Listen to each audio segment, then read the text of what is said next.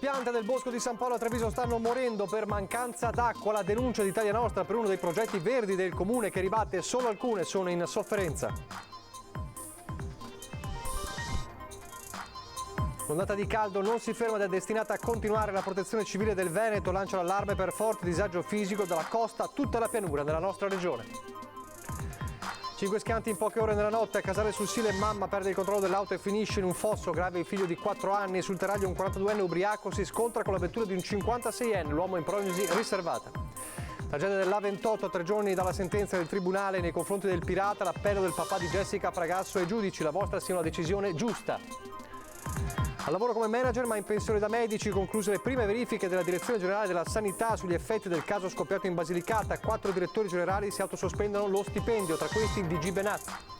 In autunno il Veneto rischia un boom di fallimenti di aziende per ritardi di pagamento della pubblica amministrazione e l'impossibilità di cedere i crediti acquisiti con il superbonus 110%. Ricerca a lieto fine dopo una nottata di angoscia per il bimbo di 9 anni di Mestre che si era perduto nei boschi dell'Alpago. Il sindaco di Tambre: sono state ore terribili. Ballottaggi contro la rovescia per il voto, un aperto domani dalle 7 alle 23 a Verona, Jesolo, Feltre e Tiene, dalle 21:15 su Antena 3, puntata speciale di Ring per seguire in diretta l'esito delle urne. Telespettatori di Antena 3, buonasera e ben ritrovati. Il telegiornale di Treviso e dunque in primo piano parliamo del bosco urbano di San Paolo a Treviso. In questi mesi senza precipitazioni per colture e piantumazioni è essenziale l'irrigazione. Se manca l'acqua il risultato è quello che sta accadendo proprio in questa zona che è uno dei progetti verdi del comune. La denuncia di Italia Nostra. Se l'attenzione nei confronti della natura è questa, è chiaro che tutti gli alberelli del bosco, del cosiddetto bosco di San Paolo, moriranno. Drastico il commento di Italia Nostra sull'autunno di foglie secche a ramispogli che è già calato sul bosco di San Paolo a Treviso. Inaugurato a marzo con la piantumazione della prima delle 1670 piante previste nel quasi ettaro e mezzo convertito da spazio supermercato ad area verde, doveva ridurre gli effetti delle isole di calore, favorire l'infiltrazione nel sottosuolo dell'acqua piovana mantenendo la permeabilità del suolo e poi sequestrare l'anidride carbonica atmosferica. Avrebbe dovuto, perché qui ora le piante o sono in sofferenza o sono già seccate. A segnalare la gravità della situazione Italia Nostra, da sempre attenta al territorio e all'ambiente, che punta il dito sul comune, colpevole di non aver provveduto all'irrigazione di queste nuove piante poste a dimora, quindi con ben poche radici per captare l'acqua del sottosuolo. Un problema ambientale ma anche economico, considerando che questo intervento arboreo rientra in un progetto finanziato dal Ministero con 261.000 euro. Si può chiamare soltanto soldi buttati al vento. Una contraddizione questo bosco lasciato morire di sete in quella che viene da sempre definita città d'acque, sottolinea Alberto Zandi Giacomi, da sempre impegnato per l'ambiente. Basterebbe aver portato un po' d'acqua, basterebbe aver preso una delle fontane a getto continuo che ci sono là attorno, mettere un tubo e portare un po' di acqua anche nel bosco. Punto. Insomma, agire come quando il comune si occupava direttamente del verde, facendo arrivare la storica Apegar con la botticella, e i soldi per piante e piantumazioni non sarebbero stati bruciati dalla siccità. Perché, sottolinea Zandi Giacomi, in genere contadina interviene su indicazione soprattutto a termini di contratto di fornitura, mentre il comune su segnalazione il più delle volte diretta dei cittadini, in una filiera corta di intervento che risolve i problemi anziché ridurli così. Dal comune precisano che il bosco è ancora a carico dell'azienda appaltante che deve garantire l'attecchimento delle piante e che non è vero che non venga effettuata l'irrigazione, purtroppo, vista la scarsità d'acqua, limitata ogni 3 giorni. Ma intanto le piante continuano a seccarsi, conclude Zandi Giacomi. Speriamo che per il prossimo reimpianto si pensi anche all'acqua. Il povero assessore Manera deve stare attento anche a queste cose. Magari ascoltando un po', chiedendo un parere. Noi siamo sempre disposti ad aiutare l'amministrazione. Non troviamo lo stesso attenzione nei nostri confronti. E intanto una buona notizia arriva dall'Alto Adige che garantirà più acqua al Veneto. Una decisione assunta questa mattina dalla provincia autonoma. C'è soddisfazione da parte dei consorzi di bonifica e degli operatori del settore primario, anche se ovviamente l'emergenza resta drammatica in tutta la regione. Era difficile avere un'irrigazione efficace ed efficiente senza l'acqua che arriva dalle nostre montagne, parlando appunto di sistema Italia. Dobbiamo essere più uniti, tutti a remare nella stessa direzione, perché se siamo appunto tutti sulla stessa barca, proprio uso questa metafora parlando di acqua, noi dobbiamo guardare di arrivare in un porto sicuro e quindi essere comunque uno con l'altro solidali. Per un Veneto che ha sete, l'apertura dei rubinetti da parte dell'Alto Adige è una buona notizia sia per operatori che per consorzi di bonifica alle prese con una siccità quasi senza precedenti. D'intesa con il presidente della provincia autonoma di Bolzano e in coordinamento con gli operatori trentini, la società altoatesina dei servizi idrici ha infatti modificato i programmi di produzione delle diverse centrali idroelettriche così da garantire portate più elevate anche nel fine settimana, quindi la continuità dell'approvvigionamento di acqua. Lo scioglimento delle ultime nevi e alcuni temporali tra Bolzano e Trento hanno mantenuto la portata dell'Adige al di sopra del valore inferiore di riferimento, pari a 140 metri cubi al secondo. Da qui la mossa della provincia autonoma, auspicata da tempo ma niente affatto scontata e salutata con soddisfazione da Palazzo Balbi, che continua però a chiedere una gestione nazionale della crisi con la dichiarazione dello stato di emergenza e l'intervento di un commissario. Richieste che Andrea Colla, nella duplice veste di presidente di Coldiretti Venezia e vicepresidente del Consorzio di Bonifica Veneto Orientale, fa proprie. Noi abbiamo oggi un principio di desertificazione dei terreni, perché l'acqua che noi riusciamo a trattenere sempre meno e di conseguenza poi abbiamo grossi problemi a far arrivare la cultura a termine, e in questo caso abbiamo sicuramente già subito degli aumenti dei costi proibitivi nel settore primario, nel settore agricolo, ma ancora di più noi abbiamo il problema della salinità. Criticità che interessano anche la coltura dei molluschi. Lo stesso Colla parla da una bilancia di pesca. E abbiamo una moria di cozze, di vongole dovuto proprio alla mancanza di ricircolo d'acqua anche nelle valli, visto i livelli che sono molto bassi. Intanto l'ondata di caldo continuerà anche nelle prossime ore, nei prossimi giorni, e in queste ore la Protezione Civile del Veneto ha dichiarato lo stato di allarme climatico per disagio fisico dalla giornata di oggi lungo la costa e da domani a lunedì prossimo per tutta la zona costiera, ma anche pianeggiante, continentale, pedemontana e montana del Veneto. Dunque c'è questa allerta per il disagio fisico derivato dal caldo nelle prossime ore per tutto il weekend e fino a lunedì. Adesso la cronaca di una drammatica notte di incidenti nella Marca, ben 5 sinistri in poche ore, i più gravi lungo il Terraglio tra Mogliano e San Bugè con uno schianto causato da un automobilista ubriaco e poi a Casale sul Sile con un bimbo di 4 anni in gravi condizioni. Solo sentito il botto della macchina e la signora uscendo dalla macchina che urlava: i bambini, aiuto, aiuto. Le urla della mamma disperata squarciano il silenzio della notte lungo via Nuova Trevigiana Lughignano di Casale sul Sile. Pochi minuti prima, a ridosso delle 2 di notte, un probabile colpo di sonno ha fatto perdere alla donna per un attimo il controllo della sua Nissan, che ha sbandato, si è schiantata contro un albero ed ha finito la sua corsa in un fossato. A bordo, assieme alla donna, una 37enne, i suoi 2 bimbi di 8 e 4 anni. La mamma e la bimba più grande sono ferite, ma non in modo grave. A preoccupare è il fratellino piccolo. Per lui le lesioni sono molto serie. I vigili del fuoco estraggono i bimbi dall'auto, poi la corsa in ospedale con i sanitari del SUEM. Il bambino di 4 anni è grave in ospedale. Per i carabinieri accorsi sul posto ci sono pochi dubbi sulla dinamica. Una fuoriuscita autonoma già vista troppe volte. Ma quello di Casale è soltanto uno dei 5 incidenti che funestano la Marca in poche ore, in una notte di super lavoro per sanitari e pompieri. Poco più di 2 ore dopo, lungo il Terraglio tra Mogliano e San Bugè, uno scontro frontale tra 2 auto. A causarlo un 42enne di Mestre, ubriaco al volante di un'Audi sparata a folle velocità. Il bolide invade la corsia opposta e impatta contro la vettura di un 56enne di Treviso, che ha la peggio. L'uomo venne ricoverato in prognosi riservata all'ospedale di Treviso, non sarebbe fortunatamente in pericolo di vita. Il 42enne invece viene denunciato dai carabinieri per lesioni personali aggravate e guida in stato di ebbrezza, immediato il ritiro della patente. A Castelfranco, quasi alla stessa ora, un 34enne finisce con l'auto contro un camion. A Villorba, un'ora dopo, tocca a un 19enne che con la vettura si ribalta in un fossato. Tutti fortunatamente sono feriti in modo non grave. Come il Centauro 31enne che in sella alla sua moto aveva dato il via alla nottata di incidenti poco prima dell'1 a Castelfranco, perdendo il controllo della 2 ruote e cadendo, anche in questo caso, in un fosso.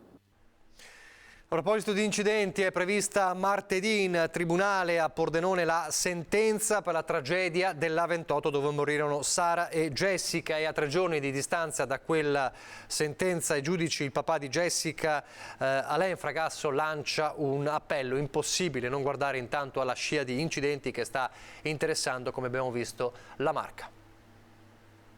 Ieri sera 4 incidenti, cioè è una cosa veramente... Ormai non guardo neanche più perché sennò mi viene da piangere, sinceramente. Guarda con sconforto alla raffica di incidenti che si è registrata anche nelle ultime ore nella Marca. Alain Fragasso, papà di Jessica e zio di Sara, le 2 ragazze morte nel gennaio scorso sulla 28, troppa incoscienza alla guida, tante le distrazioni per lui che da quel maledetto 30 gennaio ha intrapreso una battaglia personale per la sicurezza stradale. Dopo quello che mi è successo a me, la gente deve capire che quando va in macchina deve essere attenta, è pericoloso, pericoloso. E sinceramente sono molto demoralizzato perché è una situazione veramente difficile, sempre peggio.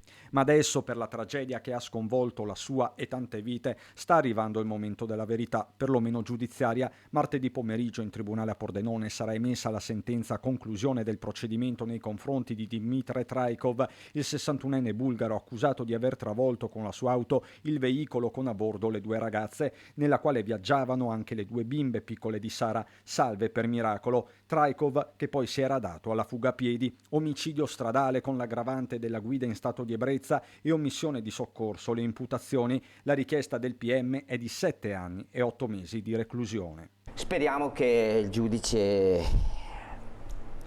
migliori la pena, cioè peggiori la pena, nel senso che aumenti la pena, ecco. Papà Alain, che si rivolge direttamente con un ultimo appello al giudice friulano.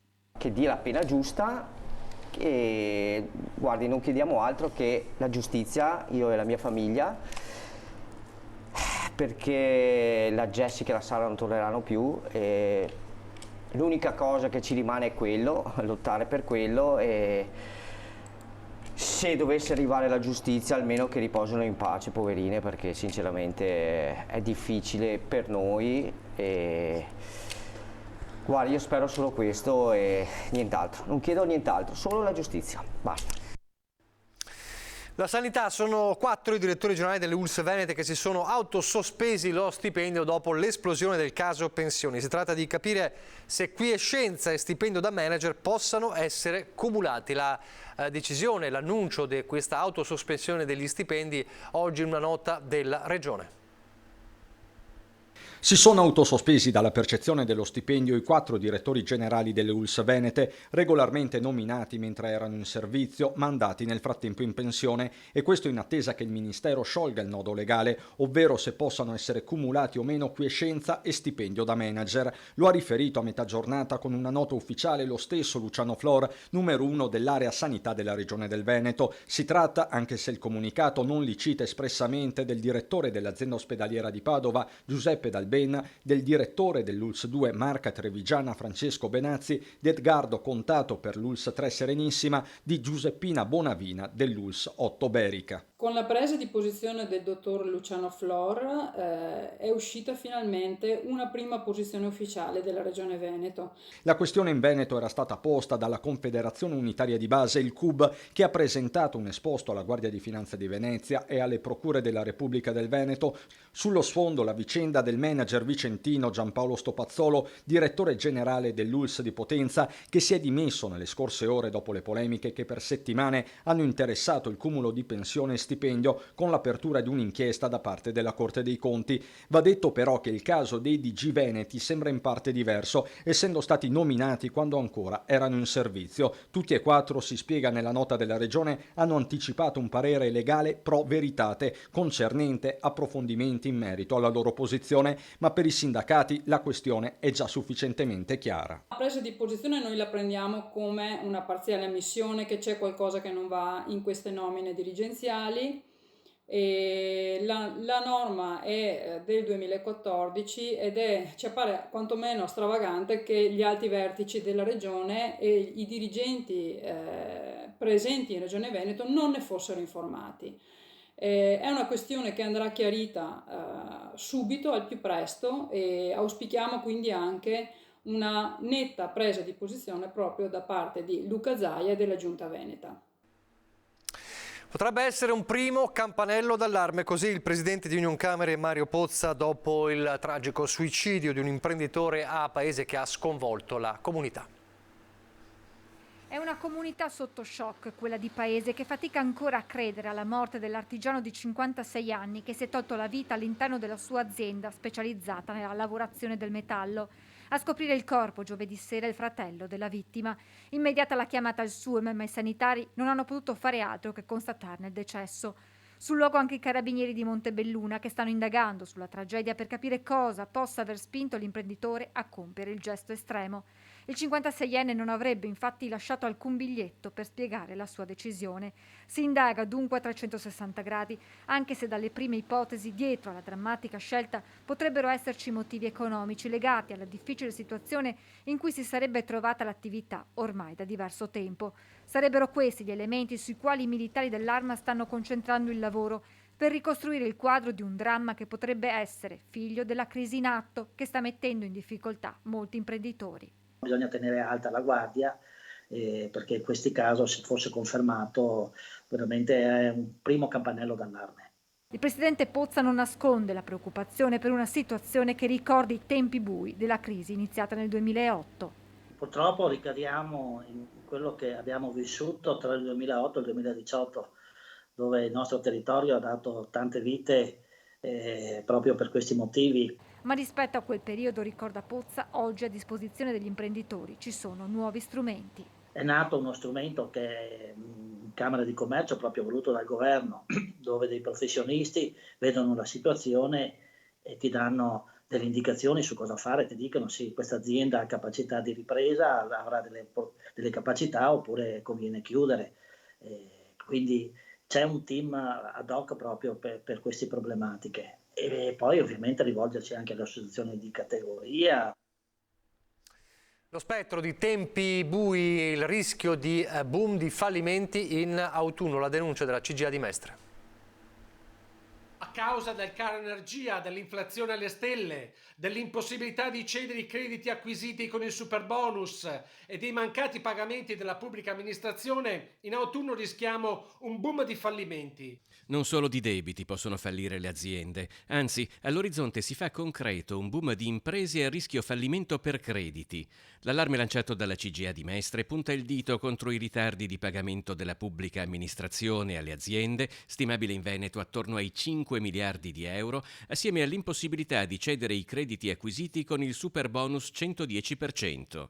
Da diversi anni e anche nei primi 5 mesi di quest'anno il numero di fallimenti in Veneto è in calo, ma a partire da autunno potrebbe tornare a crescere e subire una brusca impennata nel 2023. Bisogna correre ai ripari. Il governo intervenga subito per evitare una nuova recessione che farebbe aumentare a dismisura la disoccupazione e i livelli di povertà anche in Veneto.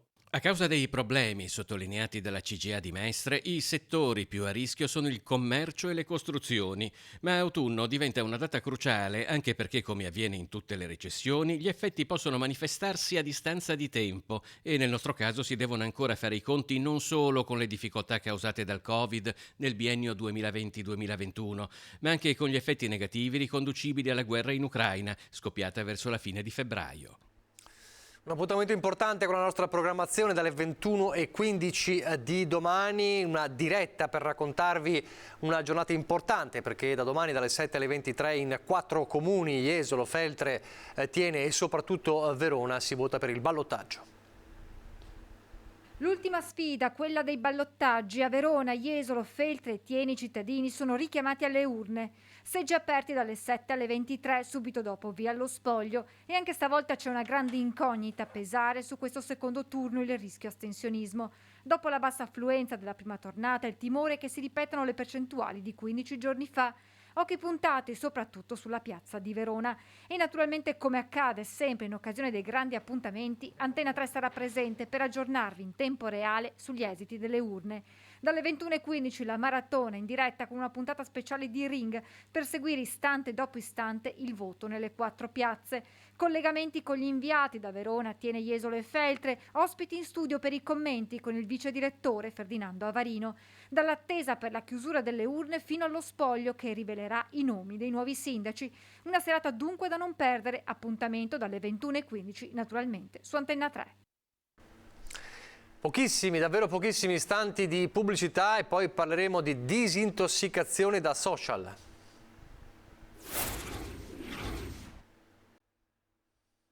Rieccoci in studio in diretta, dunque parliamo di un obiettivo importante, disintossicare i ragazzi dalla tecnologia. Lo sappiamo quanto è diventata quasi fondamentale purtroppo, o per fortuna in certi casi, ma spesso purtroppo durante i 2 anni della pandemia, e disintossicarli facendoli scoprire il piacere dello sport all'aria aperta. Guardate le canoe lungo il Sile.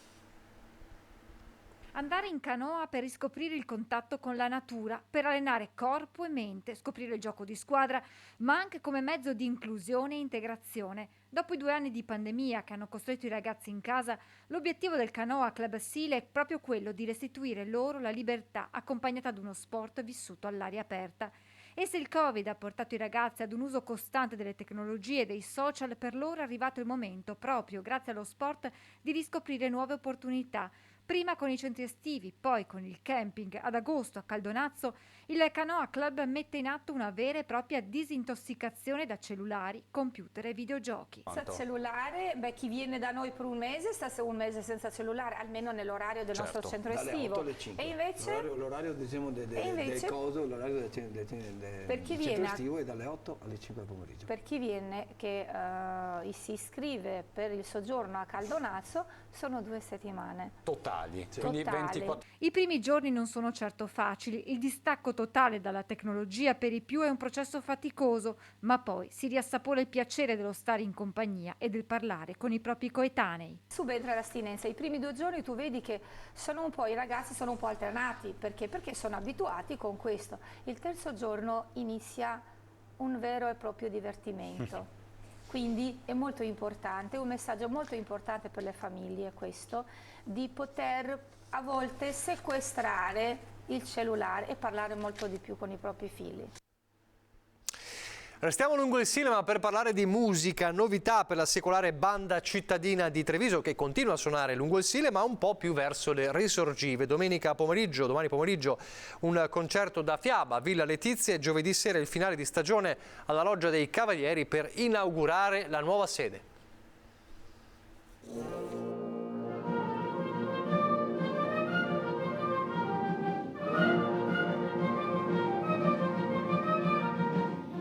Le note di uno dei tanti concerti della banda cittadina di Treviso. Una storia che inizia nel 1817 in pieno impero asburgico per continuare con l'unità d'Italia, 2 guerre mondiali, il fascismo, il boom economico, la democrazia cristiana, Mani Pulite, il Covid e ora la guerra in Ucraina. Pagine di storia che qui sono diventate pagine di musica, talvolta composte proprio in chiave trevigiana, come per il generale Tommaso Salsa, quello per intenderci della rivolta dei Boxer in Cina. O come per queste marce trionfali composte prima dell'umiliante rotta di Caporetto. Nell'album dei ricordi ci sono il maestro Pietro Mascagni, autore della Cavalleria Rusticana, fino ad arrivare all'indimenticabile Mario Del Monaco che di fatto debuttò proprio con la banda Visentin.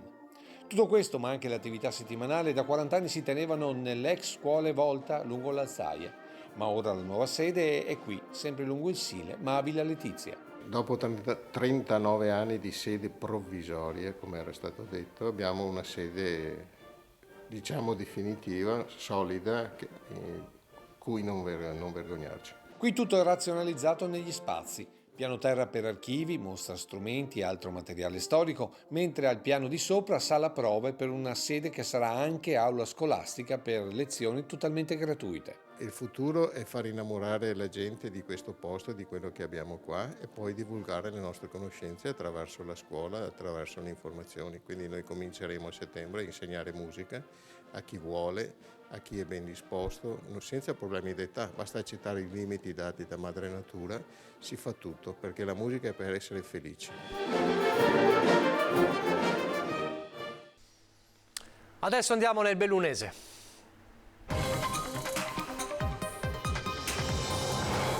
Apriamo con la vicenda del bimbo di 9 anni che si era perso ieri sera nei boschi dell'Alpago sopra Tambre. Una notte di angoscia, ore di angoscia che sono trasformate questa mattina in momenti di gioia quando Francesco è stato ritrovato sano e salvo.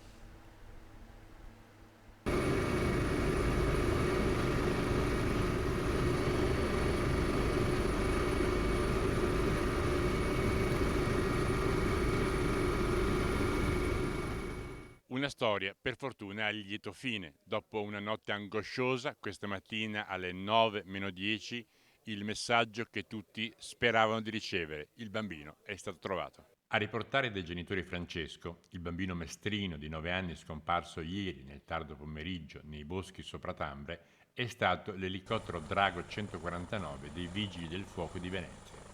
A ritrovarlo un escursionista della zona che lo ha avvistato in località Filon del Vivaio sul sentiero tra Malga Pian di Lastre e il rifugio Semenza. Con l'appello che abbiamo fatto ieri sera all'1:30 abbiamo cercato di dare quelle informazioni che chi veniva a camminare qui nelle prealpi da noi a Tambre potesse magari riscontrare lui durante le camminate sui sentieri, perché la rete sentieristica è molto battuta e sono tanti i sentieri, no? Anche le tracce degli animali, quindi poteva essere che ci fosse stato un avvistamento da parte di un utente esterno. Pur se dopo una notte nel bosco e dopo un temporale, Francesco è apparso abbastanza tranquillo, disponibile a fare un giro in elicottero quando i soccorritori glielo hanno proposto per riportarlo al campo base, dove la prima cosa che ha chiesto ai genitori che lo abbracciavano è se avessero una banana da dargli. Stava bene, quando è stato scaricato dall'elicottero dei Vigili del Fuoco il ragazzo era tranquillo, stava bene, in buone condizioni, poi c'erano i suoi genitori e l'hanno subito abbracciato, consolato e dunque era assolutamente tranquillo. Le ore precedenti sono state di grande tensione. Il bambino era sparito ieri sera a Malga Grant sopra Col Indes. Il padre si era fermato a leggere un cartello quando si è reso conto che il figlio non c'era più e non era tornato verso Sant'Anna, dove la famiglia trascorre le vacanze. Verso le 18 ha lanciato l'allarme. I soccorritori hanno allestito un campo base presso l'agriturismo Montecavallo e per tutta la notte un centinaio di persone hanno battuto a tappeto ogni sentiero nell'area circostante il punto da dove era scomparso. Pensate che la prima ricognizione che abbiamo fatto con l'elicottero abbiamo dovuto ripiegare e farlo ritornare in base perché le condizioni erano proibitive. Quindi lui si è preso questo temporale e probabilmente si è protetto sotto gli alberi e ha continuato a camminare. Questo gli ha permesso di rimanere in vita per poi questa mattina di essere ritrovato. Sono intervenuti vigili del fuoco, soccorso alpino, carabinieri, unità cinofile, volontari, un elicottero del SUEM e sono stati utilizzati cani molecolari, termocamere e droni con visori specifici per il buio. A notte fonda per qualche ora le ricerche erano state sospese per riprendere con le prime luci dell'alba e avere il migliore epilogo possibile con l'annuncio del ritrovamento. Con la collaborazione di tutti, tutte le forze in campo e anche i volontari che sono venuti con la sobrietà di partecipare alla ricerca hanno permesso di raggiungere un risultato veramente ottimale. Una nota di angoscia vissuta in prima persona anche dal sindaco di Tambre che ci racconta quelle ore di incertezza, il sollievo per il lieto fine ma anche l'attività senza sosta dei soccorritori. Sentiamo le sue parole. La grande energia di questo bambino che ha superato una notte in montagna da solo e non posso neanche immaginare insomma quanta paura possa aver avuto e soprattutto visto l'angoscia dei suoi genitori e da mamma è qualcosa di veramente, veramente terribile. È stata proprio dura. Eravamo veramente molto molto preoccupati e la famiglia era stremata da questa vicenda. Qui però abbiamo delle persone che per noi sono degli angeli, sono molto più delle persone, che sono tutti i soccorritori e i volontari che sono intervenuti e che hanno cercato tutta la notte Francesco in questo territorio che purtroppo è anche molto vasto, per cui è fatto anche di doline, di cavità, insomma non è un territorio facile da perlustrare. Ma i soccorritori, i volontari del soccorso alpino, i vigili del fuoco, sono arrivati veramente da ogni dove. Siamo stati lì io perlomeno fino alle 2:30 di stanotte e continuavano ad arrivare persone che si rendevano disponibili a prestare soccorso e andare a cercare Francesco. Per cui è veramente stata una notte di angoscia, però credo che anche i genitori abbiano potuto sentire il sostegno di questa comunità che si è mossa veramente in forze per cercare questo bambino. Quindi siamo veramente contenti che tutto si sia concluso per il meglio. E poche ore dopo, alle 14:30 circa, il soccorso alpino è stato interessato anche da un altro soccorso a un bambino. Pensate, incredibilmente, per quanto incredibile possa essere, un altro bambino di 9 anni, sempre di Mestre, che invece nella zona di Baita Civetta, Val di Zoldo, era caduto fuori dal rifugio sbattendo la testa. Assistito da un medico casualmente sul posto, il bambino è stato poi affidato alle cure dell'equipe medica. Una volta a bordo dell'elicottero è stato trasportato all'ospedale di Belluno. Quindi un altro bimbo di 9 anni di Mestre, ovviamente una situazione molto diversa, meno grave della notte passata nei boschi, però insomma è stato curato e portato in ospedale per aver battuto la testa dopo essere caduto fuori dal rifugio Baita Civetta, Val di Zoldo. Adesso invece una notizia che riguarda un'operazione della squadra mobile di Belluno, che ha arrestato un 20enne per spaccio di droga nel corso di un posto di blocco che era stato effettuato fuori dal casello dell'autostrada A27. Il 20enne è stato controllato dopo aver cercato di eludere il controllo. Sotto il sedile anteriore dell'auto c'era una borsa di carte con all'interno 6 pezzi di cocaina in sasso del peso di circa 320 grammi, 2 pasticche di MDMA e oltre 1.000 euro in contanti. Poi la perquisizione nella sua abitazione, in cui sono stati trovati e sequestrati un bilancino elettronico di precisione e una macchina per il confezionamento sotto vuoto. È davvero tutto. Vi ricordo però che domani alle 21:15, dalle 21:15, la maratona speciale di Ring per seguire in diretta il voto del ballottaggio, e quindi gli occhi puntati su Verona, Jesolo, Feltre e Thiene, con il nostro vice direttore Ferdinando Avarino, gli ospiti in studio, gli inviati sul campo, e dunque da non perdere la serata nottata del voto del ballottaggio su Antena 3. Vi lascio adesso le previsioni del tempo. Grazie per averci seguito, arrivederci.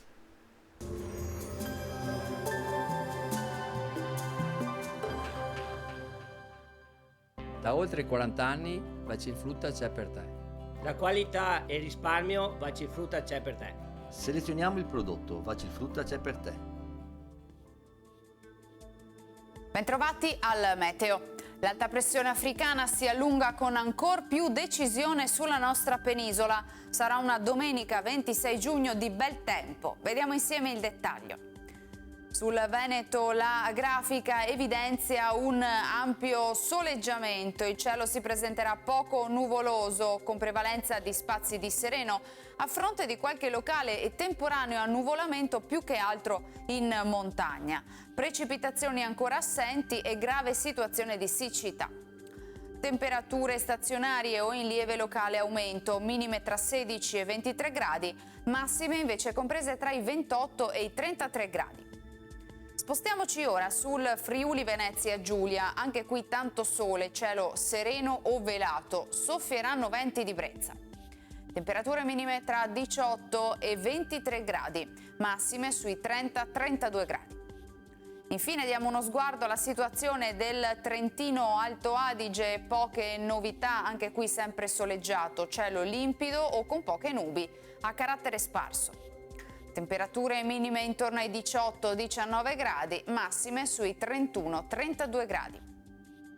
Dal meteo per ora è tutto, arrivederci al prossimo aggiornamento.